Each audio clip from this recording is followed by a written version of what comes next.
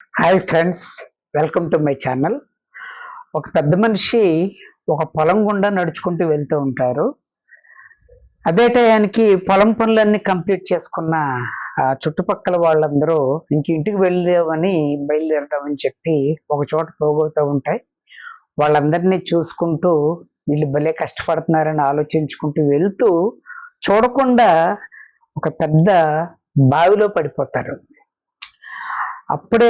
అక్కడే ఉన్న వాళ్ళు చూసిన వాళ్ళందరూ గబగబా వెళ్ళి ఆ తాళ్ళు వేసి చాలా కష్టపడి బాగా లోతుగా చాలా నీళ్ళు ఎక్కువగా ఉంటాయి, దాని నుంచి ఆయన్ని పైకి లాగుతారు అందరూ కలిసి.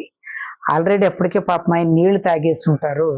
సరే అవన్నీ కక్కించి ఆయన్ని ప్రశాంతంగా పడుకోబెట్టేటికి ఒక 10 నిమిషాల్లో తేరుకుంటారు.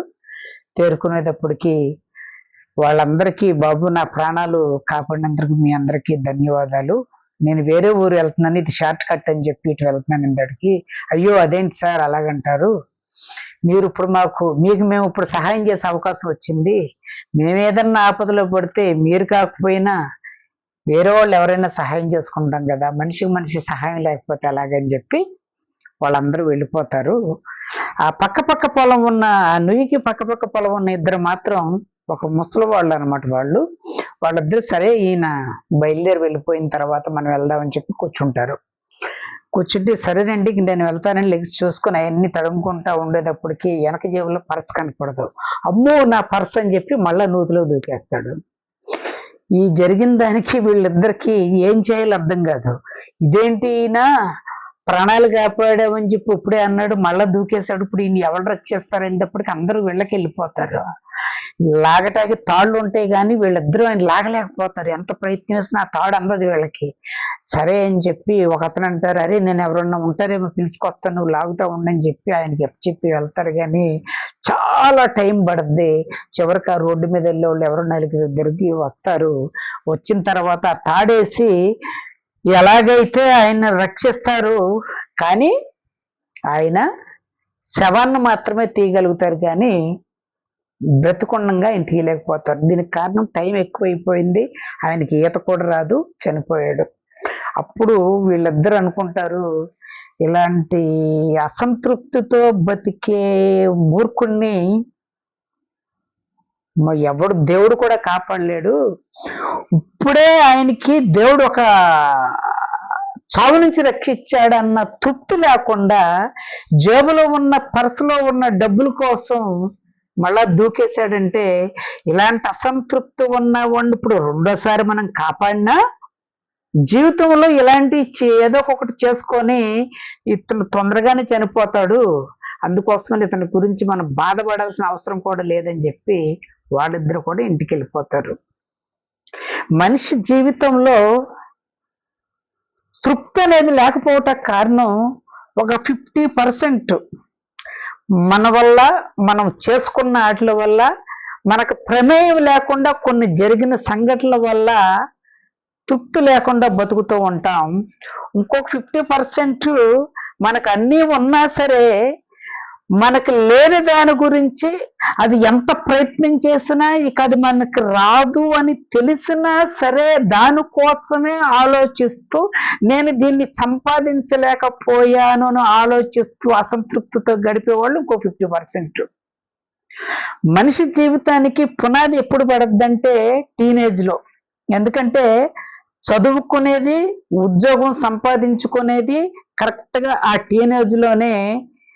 బై బ్యాడ్ లక్ అనాలో గుడ్ లక్ అనాలో తెలియదు, ఆ టీనేజ్లోనే మనిషిని చదువుని ఉద్యోగ ప్రయత్నాలని పక్కన పడేపించి టీనేజ్ కోరికలు, సుఖాలు, సంతోషాలు, ఎంజాయ్మెంట్లు, ఆనందాలను మాత్రమే తీర్చమని ప్రోత్సహించే, మన మనసును తృప్తిపరచటానికి మాత్రమే కాలం స్పెండ్ చేసి తీరాది దాటిపోయిన తర్వాత మనంతట మనం బతకటానికి తప్పనిసరిగా ఉద్యోగం ఉన్నా లేకపోయినా సరే పెళ్ళి అనేది మనిషికి కంపల్సరీ. కాబట్టి ఏదో ఒక చిన్న జీతం, చాలని జీతంతో కానీ ఏదో ఒక పని చేసుకున్నా సరే పెళ్లి చేసుకుంటారు. కాబట్టి ఆ పెళ్లి చేసుకున్న తర్వాత ఆ కుటుంబానికి పోషించటానికి వాళ్ళకి పుట్టిన పిల్లలు బాగోగులు చూడటానికి, వాళ్ళకొచ్చే అనారోగ్యాలు చూడటానికి, వీళ్ళకొచ్చే అనారోగ్యాలు తీర్చుకోవటానికి, ఇల్లు రెంట్లు కట్టుకోవటానికి,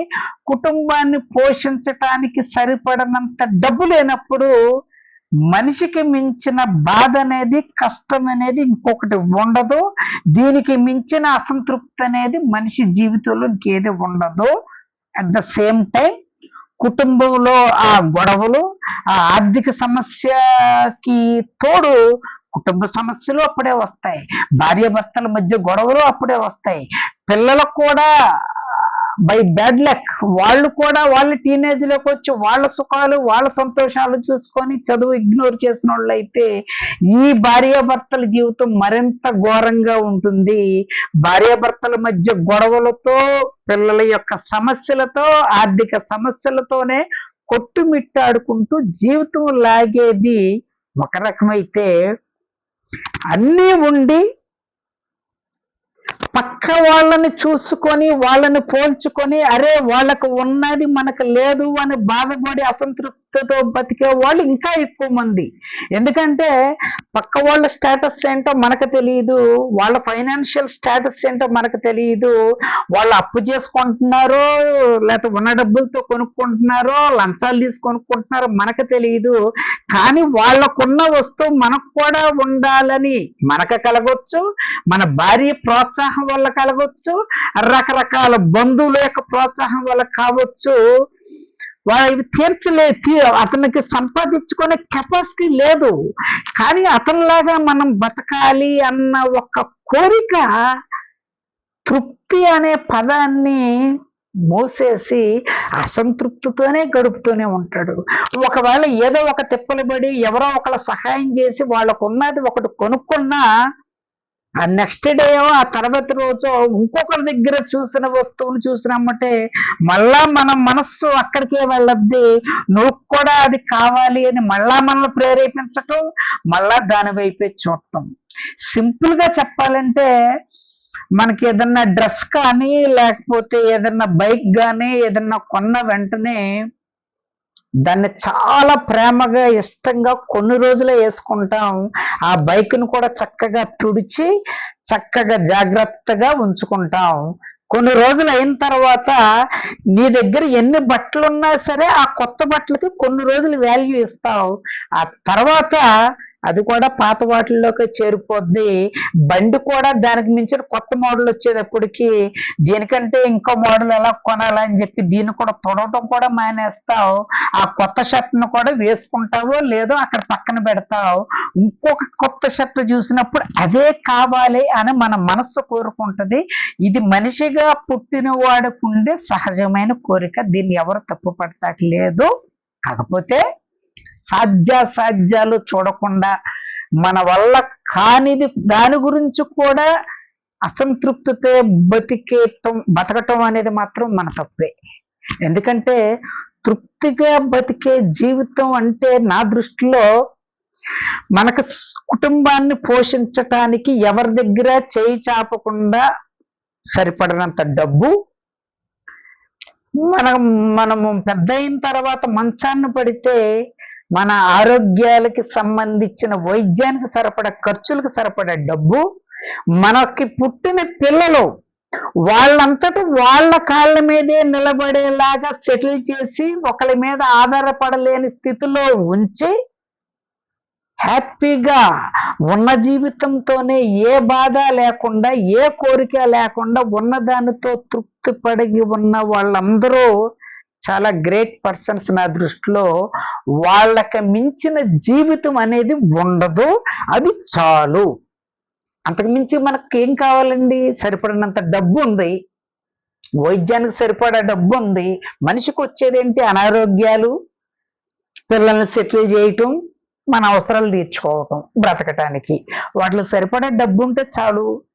అలా అని నాకు ఎన్ని ఉన్నా సరే నాకు తృప్తి ఉండదు, నేను పక్కన వాళ్ళని చూసి లేని వాటి గురించి తపన పడుతూ బాధపడుతూనే బతుకుతూనే ఉంటాను అని అనుకుంటే మాత్రం మనం బతికే బతుకు మాత్రం అనవసరం.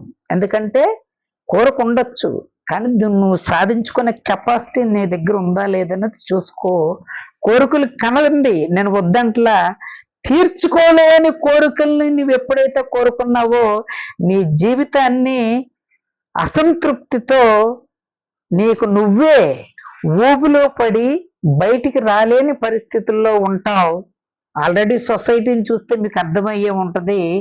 ఒక్కసారి జరిగిపోయిన మీ జీవితాన్ని గురించి ఒక్కసారి రివైండ్ చేసుకొని నేను హ్యాపీగా ఉన్నానా అని మీకు అనిపిస్తే ఆ హ్యాపీ జీవితంతోనే గడపండి.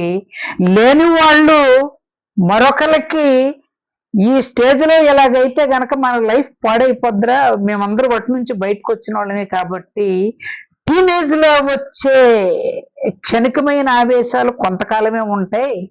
నువ్వు బతకగలిగిన స్థితిలో నీ కాళ్ళ మీద నువ్వు నిలబడినప్పుడు నీ జీవితం ఎలా ఉంటుందో అని చెప్పి మీరు బతుకుతున్న జీవితాన్ని ఒక ఉదాహరణగా చెప్పండి. Thank you.